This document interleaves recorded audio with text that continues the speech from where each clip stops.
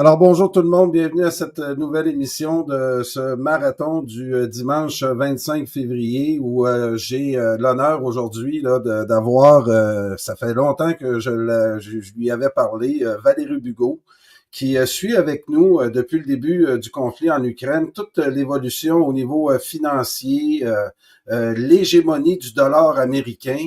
Et là, on a réussi à avoir Madame Bugeaud aujourd'hui. Madame Bugeaud, bonjour, comment ça va?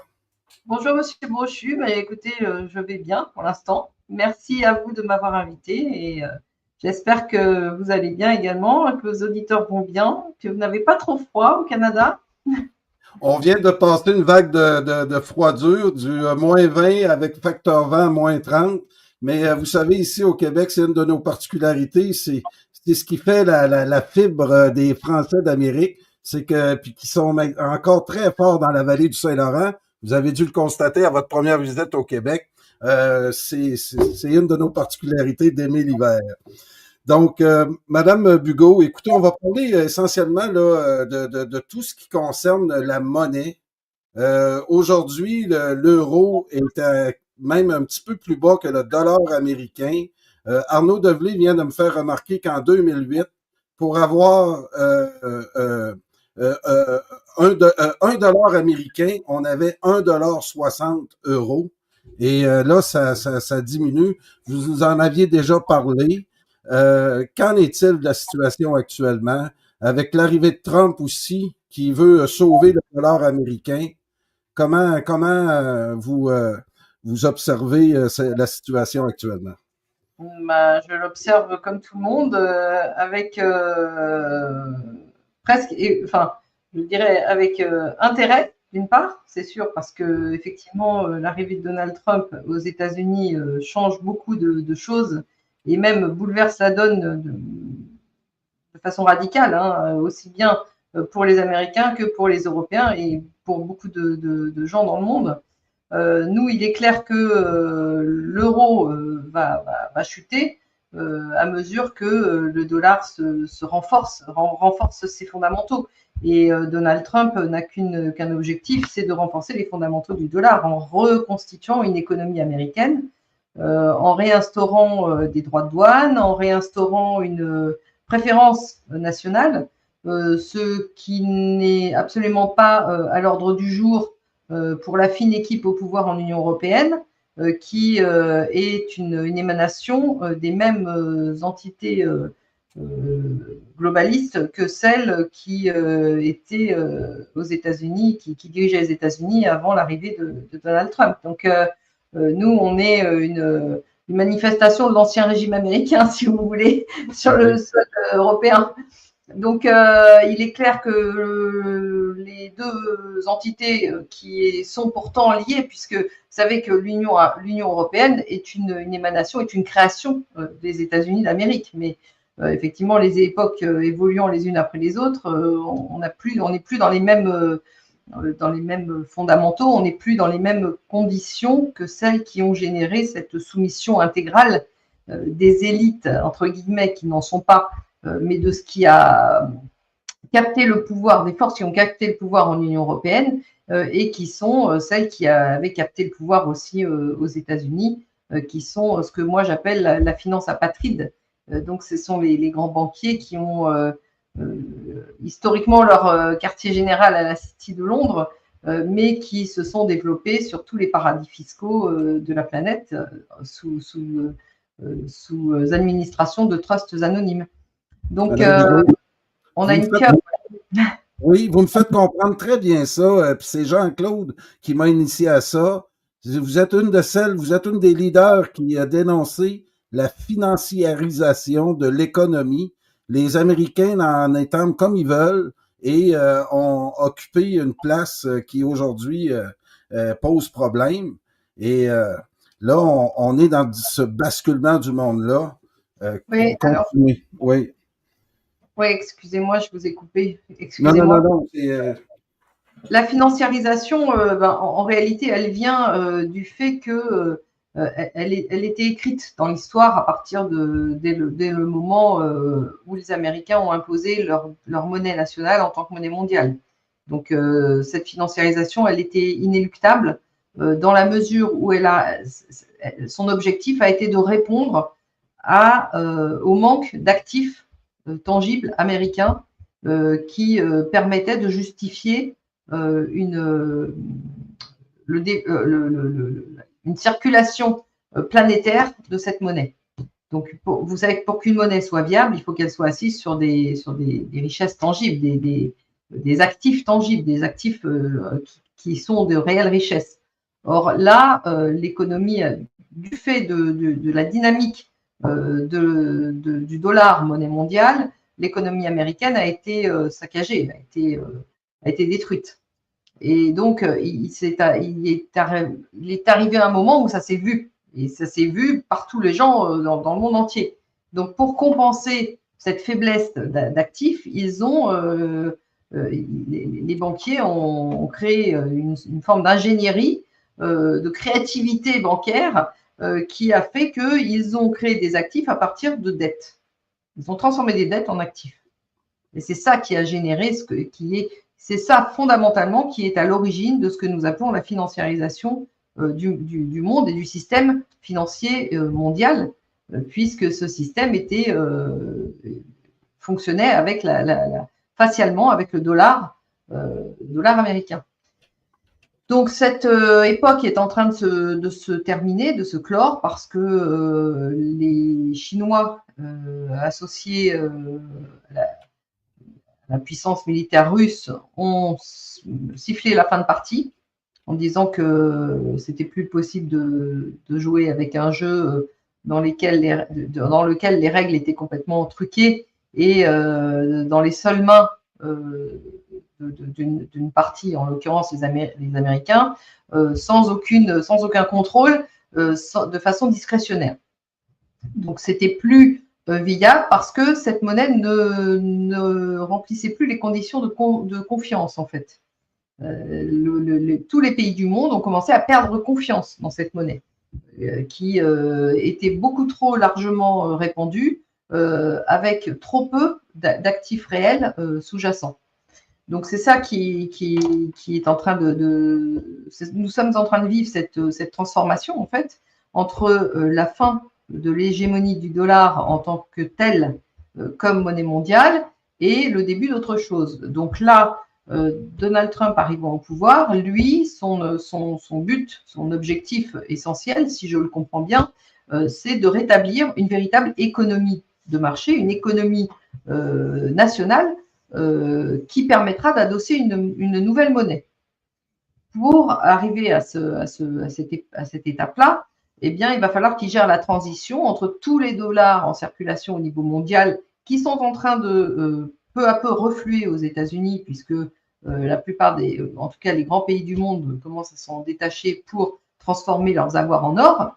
Donc, ils vont être obligés de gérer cette période très délicate qui va voir le refluement de dollars sur leur territoire, donc qui risque de générer de façon mécanique une inflation.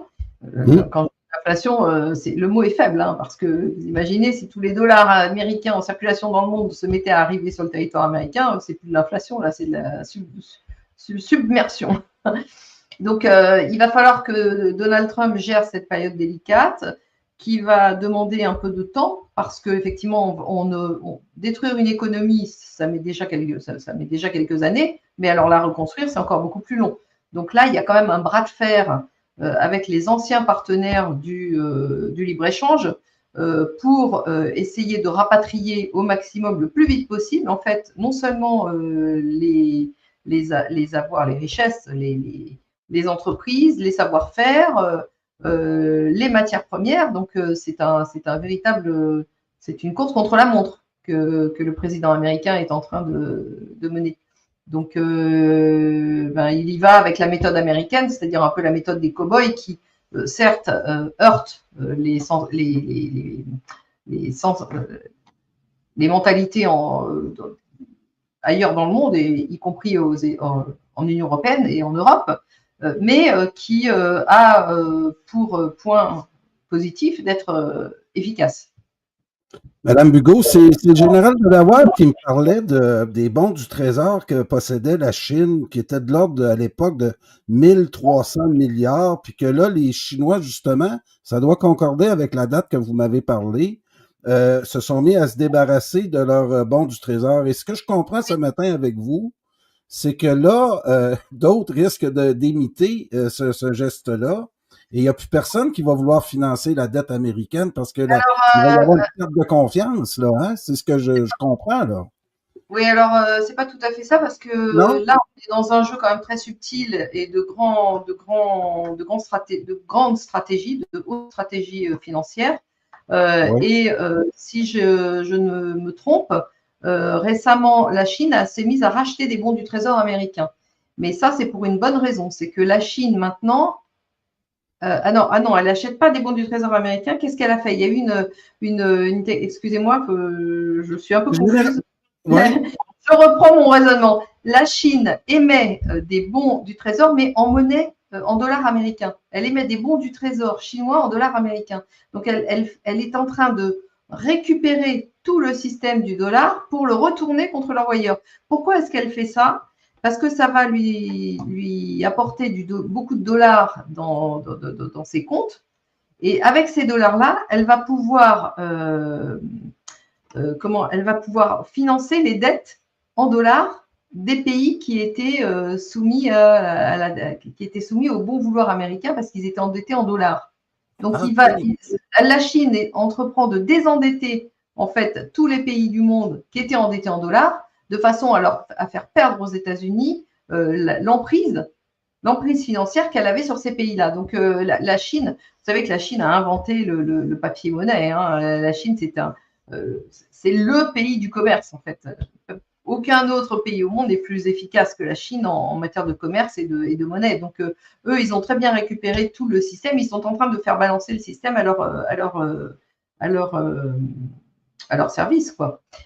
Tout en restant facialement en dollars, tout en gardant les transactions internationales en dollars américains. Ils sont en train de faire perdre l'emprise effective des États-Unis d'Amérique, de la politique américaine sur les pays qu'ils entreprendront de désendetter.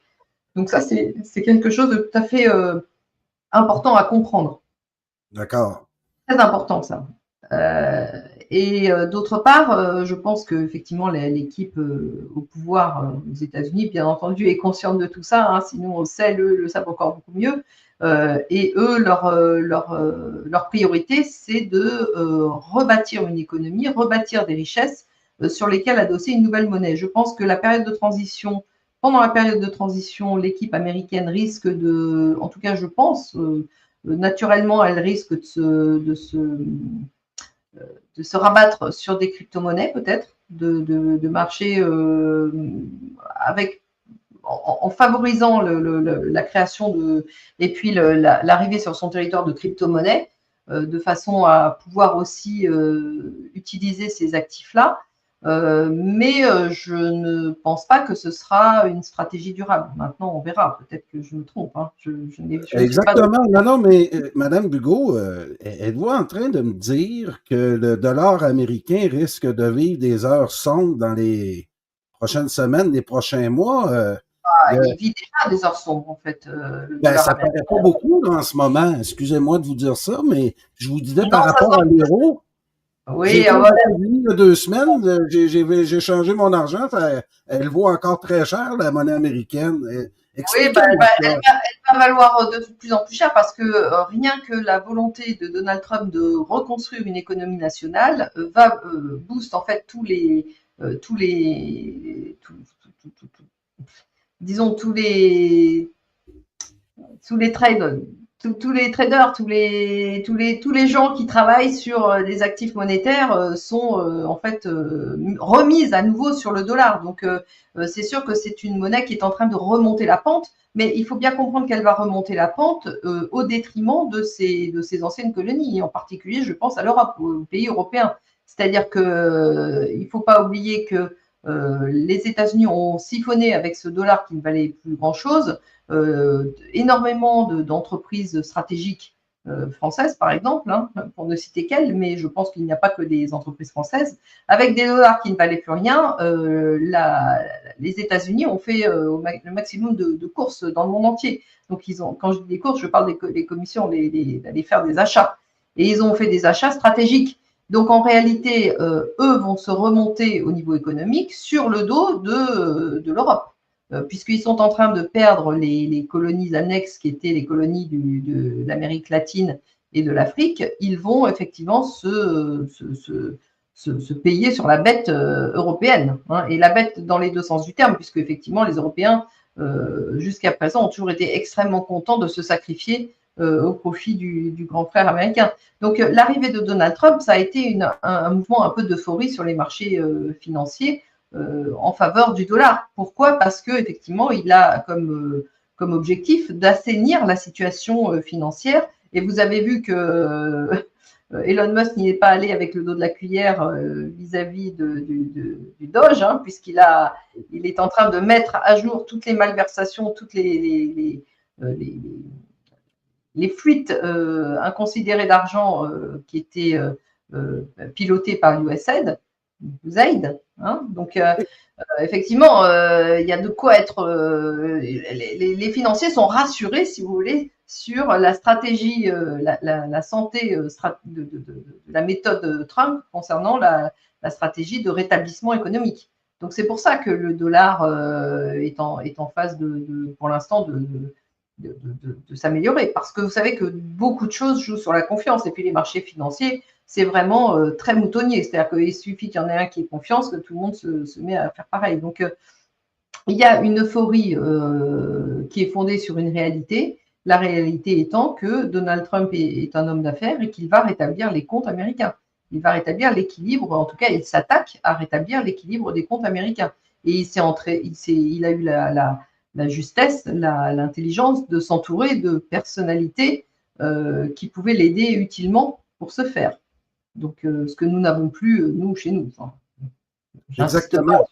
Sur le parallèle avec l'Europe, parce que c'est vraiment diamétralement opposé. Eux sont en train de prendre le mort aux dents, de prendre la mesure du problème, pendant que nous avons des gens chez nous qui continuent de nous sacrifier collectivement. Donc, c'est en fait le parallèle qu'on fait entre ces deux structures de pouvoir joue encore plus en faveur de la confiance dans le renouveau américain. Madame Bugeaud, vous êtes pas juste. J'apprécie beaucoup l'émission qu'on a ensemble aujourd'hui parce que je vous l'ai déjà dit, j'aimerais vous voir plus souvent commenter l'actualité parce que avec votre expertise, surtout là dans la période qu'on tombe actuellement, avec Elon Musk qui veut aller visiter Fort Knox parce qu'on se demande s'il y a encore de l'or là-bas. Parlez-moi un peu d'Elon Musk encore. Qu'est-ce qu'il est en train de faire comme ménage? Parce que vous aussi, vous avez une vision de l'État français. Si un jour on arrive à un éveil national, vous avez votre idée là-dessus aussi, comment rétablir la France, la puissance française. Parlez-moi un peu d'Elon Musk. Parlons pas de la France parce que ça serait une émission à part entière. Je dirais Exactement. que le niveau de soumission des gens qui sont au pouvoir est tel et l'intégration dans toute la société est telle de ces gens-là que en fait il faut faire un grand reset. Chez nous, un reset beaucoup plus drastique encore que ce que Monsieur Trump et Elon Musk ne devront faire aux États-Unis. Pour parler d'Elon Musk, oui, je me suis laissé entendre dire, alors je ne sais pas si ça va se réaliser, mais que effectivement, Elon Musk avait la velléité d'aller auditer la Fed. Alors là, c'est quand même une grande nouveauté que la politique américaine aille mettre son nez dans la Fed. Ça, l'inverse a toujours été vrai, mais de ce point de vue, mais dans le sens politique vers Banque centrale, là, ça n'a jamais été d'actualité. Donc, ça serait une grande nouveauté. Moi, j'attendrai de voir ça avec beaucoup d'intérêt. C'est pas sûr que ça se fasse, néanmoins. on attend. Hein. Et puis, concernant effectivement Fort Knox, si je me souviens bien, parce qu'il y a quelques années, on avait parlé effectivement de Fort Knox et de ces lingots fourrés au tungstène, souvenez-vous, puisque Oui, le tungstène ayant la même densité que l'or, il s'était avéré que des lingots apparemment en or étaient en réalité des lingots au tungstène. Donc, c'est pas exactement la même valeur marchande. Donc, il serait intéressant effectivement de non seulement compter le nombre de lingots, mais qu'en plus d'auditer leur composition exacte. Donc, on attend la suite avec beaucoup d'intérêt, voire un peu de réjouissance dans ce monde extrêmement triste dans lequel nous allons sombrer, nous en France, au moins un peu d'amusement de temps en temps, ça fait plaisir.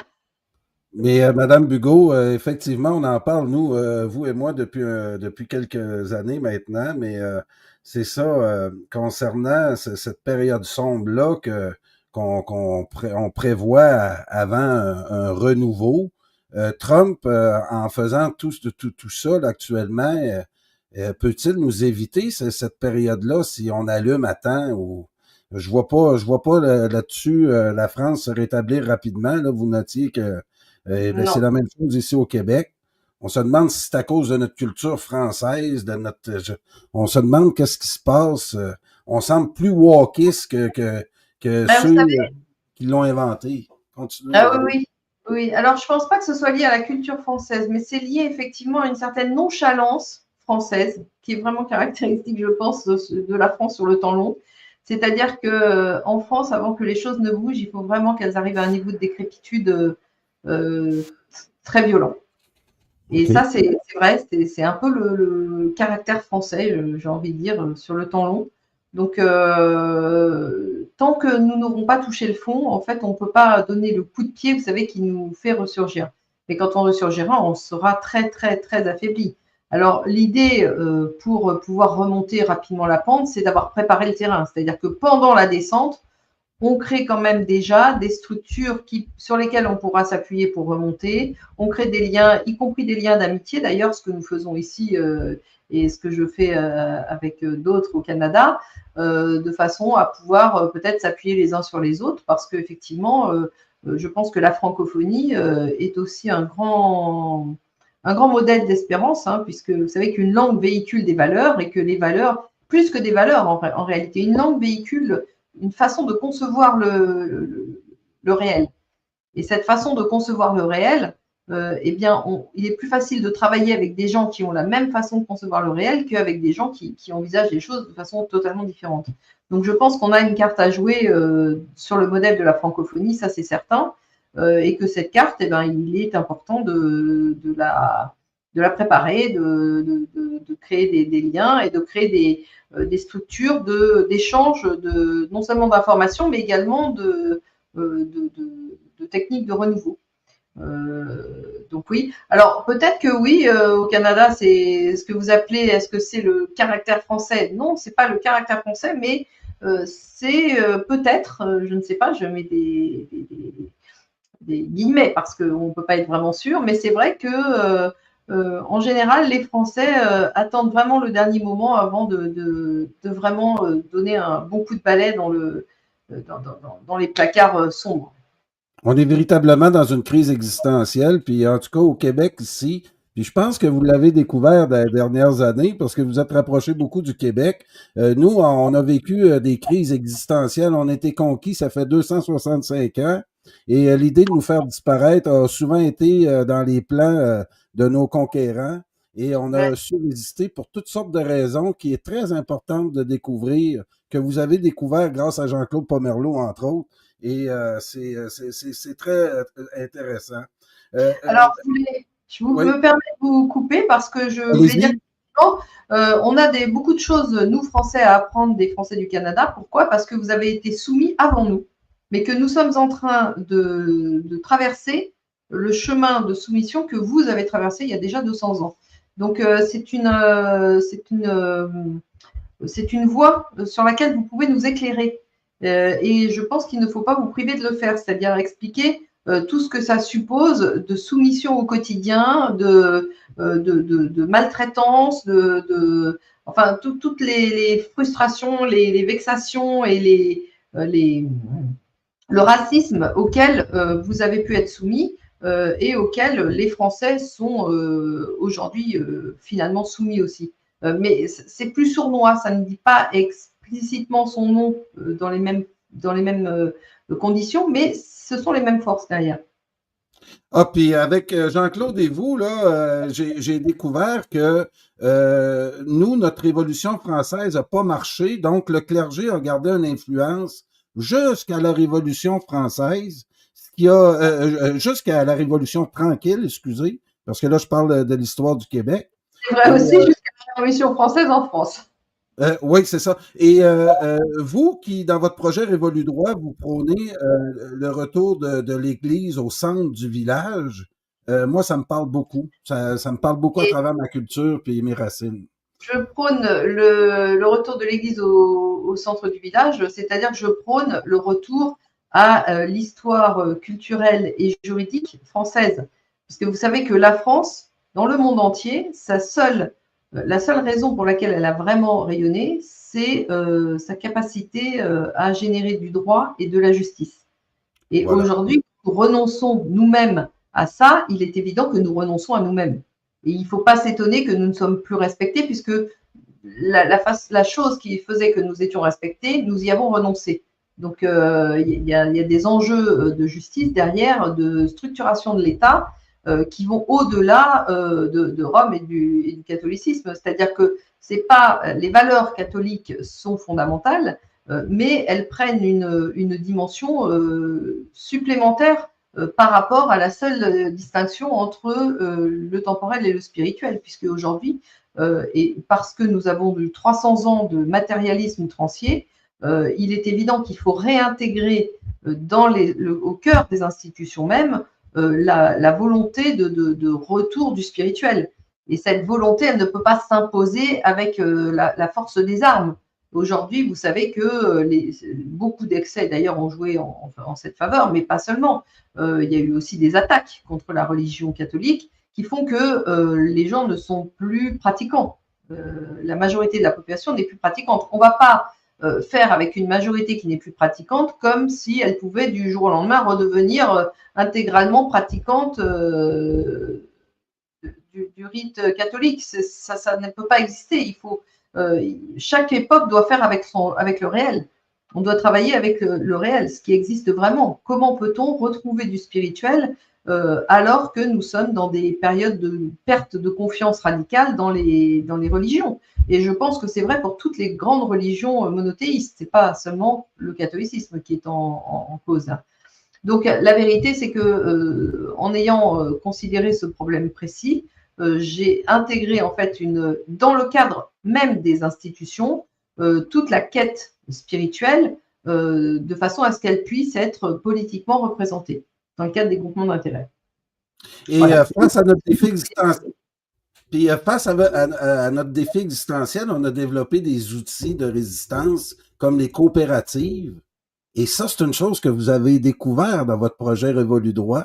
Puis je tiens à le noter parce que pour moi, c'est là ma paye, excusez l'expression, quand je fais des émissions, parce que c'est des choses qui émergent en mettant des gens intelligents ensemble. Puis, Alors, oui. c'est pas tout à fait le projet des coopératives. Dans Révolu droit, je prône un changement de paradigme, et en particulier le changement de paradigme économique, mais pas seulement, hein, puisque il s'agit d'un changement de paradigme total, c'est-à-dire juridique, politique et économique. Mais dans le cadre du changement de paradigme économique, je prescris une forme unique d'exploitation en commun d'une activité professionnelle. Et cette forme unique, elle prend la forme de la participation. Donc ça va au-delà des coopératives puisque le modèle de développement des sociétés, au sens commercial du terme, devient totalement réformé pour intégrer la parité décisionnelle entre ceux qui apportent les capitaux et ceux qui apportent leur force de travail. Je dirais que ce sujet, je l'aborde pas très souvent parce qu'il est très mal compris actuellement par les personnes, pour la bonne raison que le conditionnement conflictuel entre d'une part ceux qui ont les capitaux et d'autre part ceux qui apportent leur force de travail est telle, avec notamment un code du travail et un code des sociétés, que on ne peut pas, il est difficile d'accéder au raisonnement des gens qui sont soumis à ce conditionnement conflictuel. Voilà. Donc, si on voulait raisonner objectivement, les choses seraient simples à comprendre. Mais comme vous savez qu'on ne peut pas être objectif puisqu'on s'adresse toujours à des gens qui ont des émotions et ces émotions, dans un climat d'extrême tension, voire de stress fabriqué, on peut pas faire comme s'il n'existait pas. Donc, j'aborde pas très souvent ce sujet, mais il faut quand même, je le dis aujourd'hui, bien considérer que ça va au-delà de la coopération, de la coopérative, pardon, des coopératives. Oui.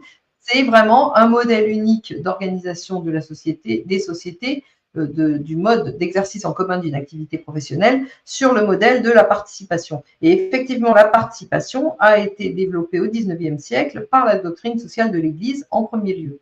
Voilà. Ensuite, elle a été reprise par des grands juristes laïcs, mais qui ont respecté en fait les éléments de base. Vous savez, quand on commence à réfléchir aux problèmes qui sont liés à l'économie, eh bien, à partir du moment où vous posez bien le problème, vous n'avez la solution devient évidente. Donc, cette solution, il n'est pas étonnant qu'on tombe toujours sur la même, en fait, quelles que soient les époques, en prenant le sujet par par son bon bout, enfin, par sa juste mesure, dans sa juste mesure. Revenons et puis je comprends très bien à travers tout ça qu'il va falloir développer un patriotisme économique. Oui. Vous me rectifierez si j'ai pas raison ou le préciser. Et C'est ce ce que Lionel Groulx proposait au Québec pour se sortir du joug des anglo-saxons, fallait développer une classe d'hommes d'affaires patriotiques qui étaient là pour le bien de l'État. Mais on ne peut pas développer une classe d'hommes d'affaires patriotiques dans un contexte où toute l'économie a été élaborée, mise en œuvre par les anglo-saxons pour favoriser leur hégémonie. Donc, il faut bien comprendre que là, c'est la structure même des règles économiques qu'il faut changer pour développer ce patriotisme économique. Et c'est là qu'intervient le projet Révolu droit, parce qu'effectivement, je prends en compte en premier lieu cette problématique-là. Mais vous savez, le patriotisme économique, comprenez bien que même dans le monde anglo-saxon, il est en train de revenir, puisque la finance apatride est en train d'être combattue par le projet de Donald Trump, qui est un projet de patriotisme économique. Il faut être clair là-dessus. Exactement. Puis l'exemple qu'il est en train de donner à la face du monde est quand même intéressant. Qu'on soit pour ou contre Trump, on peut quand même essayer d'apprécier ce qu'il est en train de provoquer comme changement. Et là, on tombe dans l'actualité, on revient dans l'actualité pure et dure des derniers jours. On voit la réaction de l'élite, qui n'est pas une élite, on tient à le préciser, européenne, des médias européens, Madame Bugeaud, qui réagit fortement à ce que l'Europe ait été mise complètement de côté dans cette négociation entre Donald Trump et Poutine. Comment on est arrivé là? C'était prévisible, hein. À partir du moment où dans les premières années, la France et l'Allemagne étaient montées au créneau pour soi-disant proposer des projets de règlement du problème, et que quelques années après, ils ont eux-mêmes avoué que c'était du flan, c'était juste pour gagner du temps.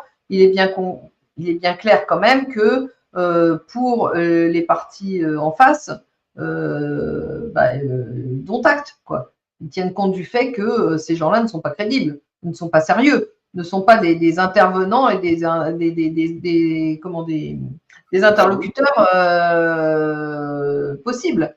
Donc, je veux dire que là, on a eu besoin de l'intervention de personnes pour nous discréditer définitivement. C'est bien nous-mêmes qui subissons les conséquences d'actes d'insensés, puisque vous savez qu'en Europe et en France, on est vraiment gouverné par des aliénés, hein. C'est triste à dire, mais on en est là. C'est vraiment l'asile psychiatrique à ciel ouvert, hein.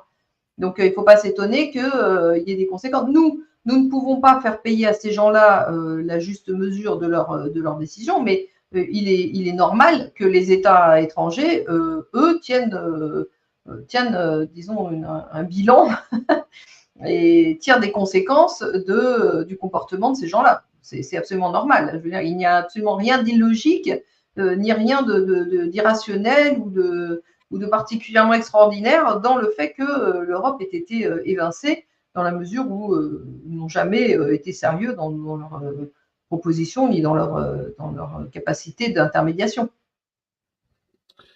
Exactement. Et là, il y aura inévitablement un retour au réel actuellement qu'on sent pas venir du côté de la France, Madame Bugeaud. Qu'en est-il du futur proche là? Macron a été convoqué par Trump pour lundi. Oui, ça, oui. hein, ça semble bouger beaucoup là, très rapidement. Je ne sais pas ce qu'ils vont se dire, mais il est probable que Trump pose ses exigences en termes économiques vis-à-vis quand même de l'Ukraine, et que Trump dise aux Français et aux Européens, vous, si vous voulez aller vous battre, c'est votre problème, c'est pas le mien. En fait, Trump se désintéresse de ce que feront les Européens. De toute façon, il se désolidarise. Il va probablement se désolidariser totalement de leurs décisions. Quitte à ce que dans les couloirs ils leur disent si vous voulez aller vous battre, on ne vous empêchera pas, d'accord, mais nous, ceux qui vont payer le prix le plus lourd, c'est clair, il est clair et net que ce sont les Européens et les Français en priorité avant tous les autres. Donc nous, on est vraiment dans l'œil, là vraiment l'antre du diable, hein. On est vraiment dans une situation très dangereuse dans laquelle on peut basculer en fait dans la très grande misère, la très grande pauvreté économique alliée à une société en guerre. Vous savez que les projets français, c'est quand même de faire sortir le budget militaire du budget de l'État.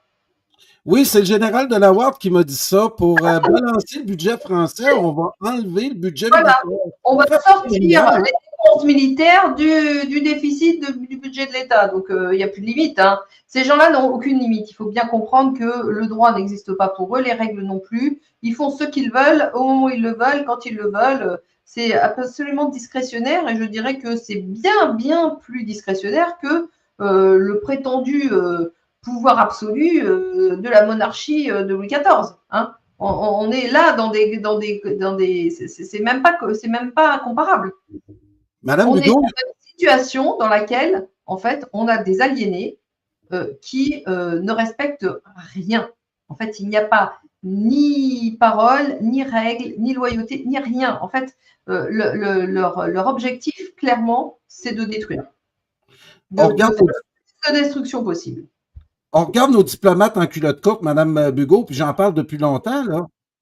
Comment ces gens-là sont complètement dans le virtuel, là? C'est Vous savez que les diplomates, ils ont été éliminés de la circulation. Les bons diplomates, la France avait historiquement une très bonne diplomatie depuis 200, 300, 400 ans. Mais les très bons diplomates que nous avions, ont été éliminés petit à petit à partir du moment où Sarkozy est arrivé au pouvoir.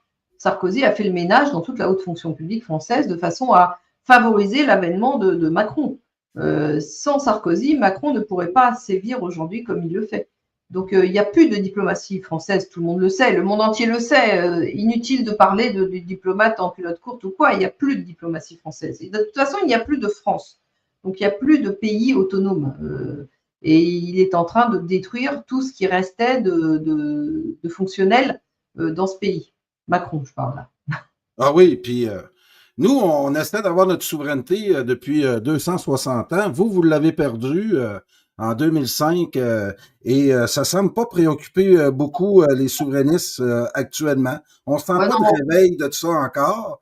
Qu'en est-il de l'avenir de l'Union européenne dans tout ça, Madame Bugeaud? Non, je voulais revenir, ça m'a fait bondir quand vous avez parlé des souverainistes, parce que vous savez que, comme d'habitude, c'est grâce au RN que nous avons eu un sieur Ferrand élu à la présidence du Conseil constitutionnel qui se prononce pour un troisième mandat macroniste. Donc, vous savez, c'est les souverainistes en fait qui favorisent l'émergence, la permanence, la poursuite de ce système mafieux. En fait, je le dis, je l'explique depuis longtemps, le parlementarisme représentatif permet cela, puisque les partis politiques n'obéissent qu'à une chose, c'est à ceux qui les financent. et ceux qui les financent, ce sont les mêmes. Donc, vous financez une idéologie d'un côté, une idéologie de l'autre, mais vous financez toujours les mêmes personnes de façon à créer des fausses dialectiques qui n'en sont pas. Le sujet est ailleurs. C'est certainement, les partis politiques font partie évidente, c'est l'essentiel de notre problème en fait. C'est même pas un problème monétaire qu'on a, c'est un problème de structuration de l'État politique. Et cette structuration autour du parlementarisme et des partis politiques, c'est clair et net. Donc, il ne faut pas parler de souverainisme, ça n'existe pas. Quant à l'Union européenne, ben, c'est une union de commerçants et de commerçants de monopole. Donc, c'est une union de mafia, de cartels. C'est une union de cartels qui assise son hégémonie sur les hommes de main. Donc, on est là dans les mains de la cartélisation économique alliée à la mafia en tant qu'homme de main. Madame Bugeaud, essayez donc de m'éclairer aussi sur ce qu'un collaborateur, Jean-Michel Vernochet, me dit. Je ne suis pas un européiste, je suis un Européen.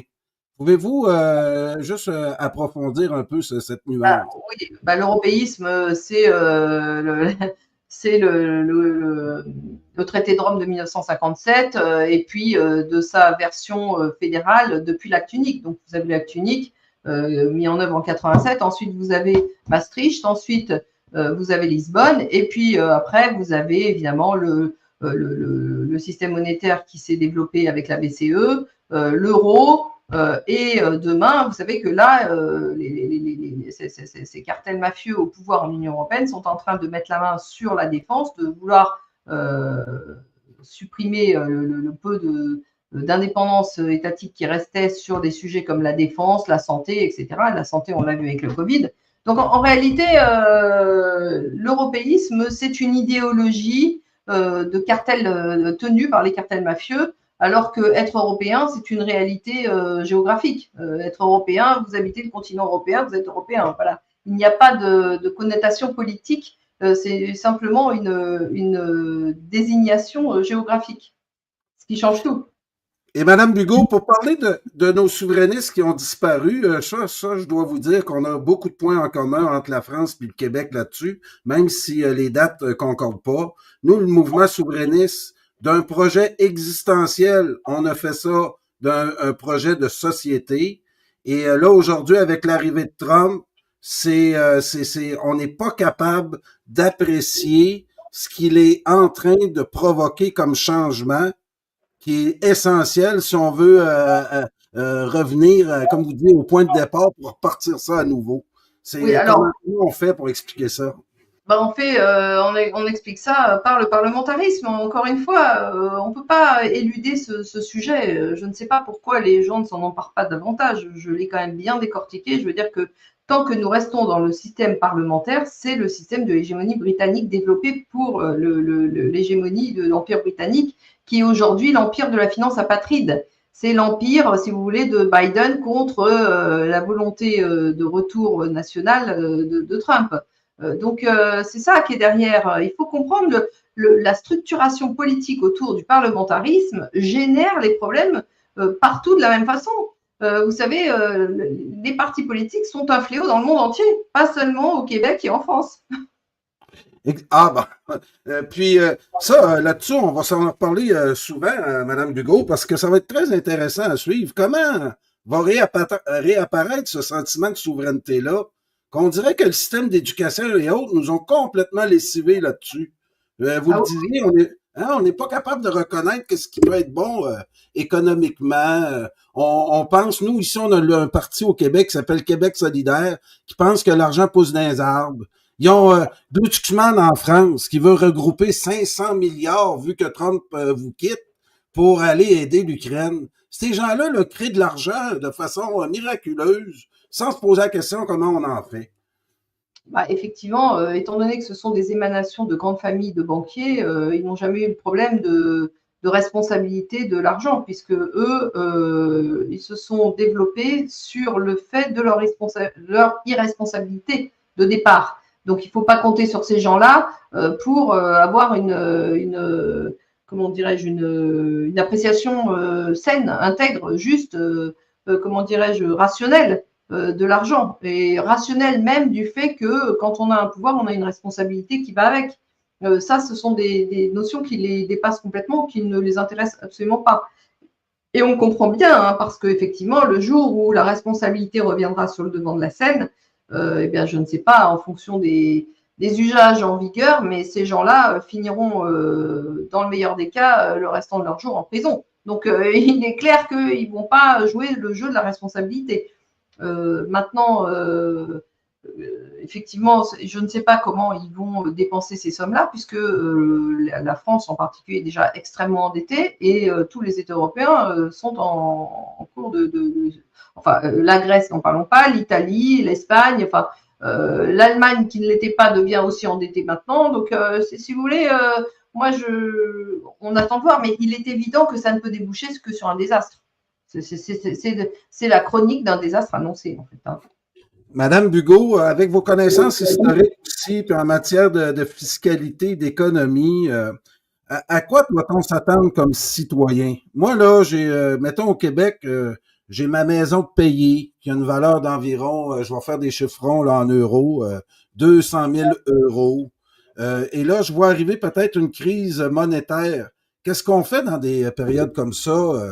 Les gens, ils sont un peu inquiets, ceux qui ont économisé toute leur vie. Et là, on voit les foleries qu'ils font. Et comment on doit protéger nos acquis actuellement? Bah, je vais être radicale, Monsieur Brochu. La seule façon de protéger nos acquis, c'est de se débarrasser de ces équipes au pouvoir. C'est de se débarrasser de ce pouvoir mafieux. Parce qu'il est évident que les pertes qu'ils vont faire, ils vont nous les faire payer. Donc, vous avez beau avoir votre maison, mais ils vont trouver des taxes sur les ordures ménagères, ils vont trouver des taxes sur l'utilisation des eaux de pluie, les taxes sur les travaux à faire, ils vont augmenter les impôts de telle sorte que même les gens qui sont propriétaires ne pourront plus tenir leur propriété, en fait. Le problème, il est que ces gens-là ont à disposition la contrainte fiscale, de la même façon qu'ils ont à disposition la contrainte policière. Donc, quand vous laissez ces deux leviers de manœuvre dans des mains qui sont hostiles à la population, comment voulez-vous en sortir? Évidemment que la propriété privée va y passer. Il n'y aura plus de propriété privée, mais ça, je l'annonce depuis déjà très longtemps. En France et en Europe, les prémices ne datent pas d'hier, hein, parce que bon, ça passe aussi par la disparition du tissu économique qui était fait par les PME et les TPE. Ça, en France, c'est l'histoire de tout le XXe siècle. Hein, en gros, enfin, pas tout le XXe siècle, n'exagérons rien, mais effectivement, dès le mouvement poujadiste, on avait déjà les prémices de cette manipulation. Au Québec, je ne sais pas, mais il est clair que dans le contexte actuel, tant que nous avons au pouvoir le parlementarisme et la Banque centrale indépendante, eh bien, on ne sortira pas de la disparition des libertés et de la propriété privée. C'est notre horizon ultime tant que nous restons dans le conditionnement dans lequel ils nous ont mis. Il y a un rapport de cause à effet direct, en fait, entre cette structuration politique autour du parlementarisme et de la Banque centrale indépendante avec la disparition de toute capacité à vivre de façon à vivre tout court pour les populations. D'accord. Et là, on parlait de l'Union européenne. Je veux juste terminer avec l'euro. Là, vous sembliez dire ça risque de s'empirer avec dans les. On sait qu'en Allemagne, ça va pas bien, qui est le moteur économique de l'Europe depuis qu'ils leur ont fait exploser Nord Stream 2, puis sans trop protester. En France, ça va pas bien. Donc, est-ce que vous les monnaies nationales, parce que qui dit souveraineté aussi dit le contrôle de sa monnaie. Qu'est-ce que vous prévoyez au lendemain de jours sombres de l'euro? L'éclatement, qu'est-ce qu'on peut prévoir? Quelques hypothèses, peut-être. Déjà, je voudrais dire que, indépendamment de l'explosion de Nord Stream 2, l'Allemagne finançait énergétiquement son développement économique sur le dos de la France. Puisque depuis qu'on a fait le marché de l'énergie commun, c'est les Français qui ont donné l'énergie nucléaires, qui ont fabriqué l'énergie nucléaire pour la donner à bas coût à l'Allemagne, de façon à ce que les Français payent, eux, l'énergie beaucoup plus cher. Donc, bon, y a des manipulations dans tous les sens. Les Allemands ont beaucoup profité quand même du développement de l'Union européenne parce qu'ils ont été le fer de lance de l'hégémonie anglo-saxonne au niveau économique. C'est eux qui avaient les rênes de la monnaie et de l'économie. Ils se sont fait subvertir au niveau monétaire parce que on leur a imposé le fonctionnement quasi fédéral de la monnaie, alors que eux voulaient garder des prérogatives qui ne sont pas des prérogatives partagées. Hein. Ils voulaient que chacun reste maître chez soi de sa propre monnaie. C'est comme ça qu'on a un euro qui est en fait un mélange d'euro Deutschmark, d'euro franc, d'euro livre, d'euro lire, etc. Mais tout ça est en train d'être battu en brèche par le fait qu'ils mutualisent les dettes de tout le monde. Et sans compter le fait que maintenant, ils sont en train de mutualiser aussi la police, l'armée et effectivement la santé. Donc, tout est en train d'être remis en question. Donc les Allemands sont en train de perdre aussi ce dont ils avaient longtemps bénéficié. Alors, est-ce qu'on va avoir accès, est-ce qu'on va vivre l'explosion de l'euro? Ben non, tant qu'on aura cette équipe au pouvoir, ils ne vont pas faire exploser l'euro.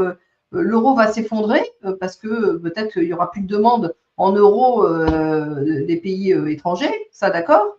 Là-dessus, je miserais bien. Maintenant, tant qu'on ne se sera pas débarrassé de ces gens-là, je ne vois pas vraiment de raison fondamentale pour laquelle l'euro disparaîtrait, alors qu'ils sont aux commandes, ils sont aux manœuvres et qu'ils ont tous les expédients possibles pour faire en sorte que ça continue et que toutes les manœuvres dilatoires et artificielles. Donc, tant que ces gens-là sont au pouvoir, je ne vois pas comment l'euro pourrait vraiment exploser.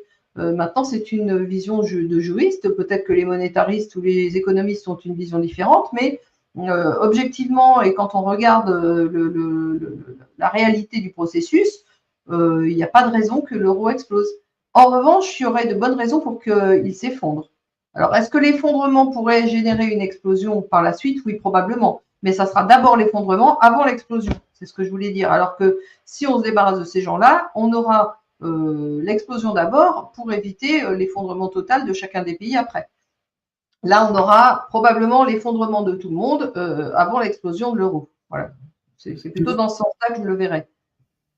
Puis vous devez suivre le prix de l'or aussi. J'ai de l'information que le prix de l'or semble augmenter beaucoup ces derniers temps. Ça veut dire quoi, ça? Ben, ça veut dire qu'il y a une crise dans la confiance dans les monnaies, puisque l'or, c'est la valeur refuge. Quand les monnaies sont hautes, l'or est bas, et quand l'or est haut, les monnaies sont basses. Donc, en fait, c'est un mouvement d'équilibre des balances entre les actifs réels et la valorisation des monnaies. C'est quand il y a une perte de confiance dans les monnaies, les gens ceux qui gèrent les finances se rabattent sur l'or. Donc, c'est aussi simple que ça. Ça veut dire qu'il n'y a plus de confiance dans les monnaies et on comprend pourquoi. J'espère qu'avec ce qu'on a dit depuis le début de l'émission, c'est à peu près clair pour tout le monde la raison pour laquelle il y a une perte de confiance radicale dans les monnaies. Voilà. Madame Bugeaud, ça fait le tour pour moi aujourd'hui. Ça faisait longtemps qu'on ne s'était pas parlé, mais là, comme je vous ai dit, je suis toujours disponible pour vous à faire des capsules sur l'actualité. C'est très intéressant parce que j'ai l'impression qu'on va avoir beaucoup de développement, ne serait-ce que Fort Knox que je vais suivre, là, qui risque de faire couler beaucoup d'encre. Donc, c'est à une prochaine et le plus tôt possible sera le mieux. Merci, Madame Bugeaud. Merci à vous. Je me suis laissé entendre dire que les Américains rapatriaient l'or qu'ils avaient hébergé aussi en Angleterre. Donc ça, c'est intéressant aussi. Ah oui, eux-mêmes récupèrent leurs avoirs en matière première de façon à dire aussi que prennent les choses en main, quoi. Voilà. Ils prennent la réalité des actifs tangibles en main. Puis moi, je me rappelle aussi, Madame Bugeaud, America First, là, les Anglais n'ont pas de complexe là-dessus. Puis en France, à un moment donné, il y a des partis qui c'était la priorité nationale. Puis moi, j'ai toujours pensé que quand je votais dans un pays, c'était pour comprendre en priorité mes intérêts. Comment ça s'est rendu extrémiste que de penser à nous d'abord avant de penser aux autres? Pour la bonne raison, enfin moi j'ai une explication historique à ça. C'est que il n'y a plus de contre-pouvoir dans nos États parlementaires, on est bien d'accord, depuis que l'opposition entre le bloc de l'Est et le bloc de l'Ouest a disparu. Puisque avant il y avait une contradiction, c'est-à-dire qu'il y avait un rapport de force et donc un équilibre des pouvoirs, mais qui venait de l'extérieur de nos États et qui était dû à cette confrontation de blocs. Quand cette confrontation de blocs s'est effondrée, eh bien en réalité, toute l'apparence de contre-pouvoir qui était en place a disparu. Et ce sont les mêmes qui ont récupéré la gestion des partis politiques. Et donc, il n'y a plus, en réalité, de contre-pouvoir, il n'y a plus d'équilibre des pouvoirs et il n'y a même plus de. Enfin, il n'y a pas structurellement de fondamentaux qui peuvent générer une démocratie. Quand vous n'avez même pas la notion de l'intérêt général, vous ne pouvez pas avoir la défense de votre État. Puisque vous ne savez même plus ce que c'est votre État. C'est simplement la somme des intérêts supérieurs des grands financiers. Donc, bien sûr qu'il n'y a pas d'intérêt national à défendre, puisqu'il n'y a même plus d'intérêt commun. Vous comprenez? Oui. Pour moi, cette réalité, elle est incontournable. Elle est incontournable. Merci. Merci. Ça complète bien cette émission. Merci, Madame Bugeaud. À une prochaine. Merci, Monsieur Brochu. C'était Valérie Bugeaud en direct de France qui est venue nous livrer son analyse de la situation. Très intéressant. Il reste 2 émissions à ce marathon. À 13h30 avec Erwan Castel et Sylvain Ferreira. À pas manquer, on se revoit dans environ 30 minutes. Un gros merci à Valérie Bugeaud. On va essayer de la faire venir plus souvent. Pour moi, elle porte un espoir. Elle est venue au Québec dernièrement. Puis Jean-Claude, j'ai eu plusieurs contacts avec Madame Bugeaud et elle s'est rapprochée des Québécois. Première fois qu'elle venait au Québec et je suis très content qu'aujourd'hui, cette femme-là influence la politique québécoise et on espère cette association-là que De Gaulle voulait, hein, entre les Français et les Québécois. Madame Bugeaud le porte maintenant. Ben, je suis très content. Puis les gens qui se demandent quand est-ce que je dors, puis où je trouve mon énergie, ben vous avez un exemple là. Valérie Bugeaud, c'est difficile de manquer d'énergie quand ces gens-là veulent venir te parler. C'est un énorme privilège. Merci beaucoup tout le monde. On se revoit dans environ 30 minutes. Merci.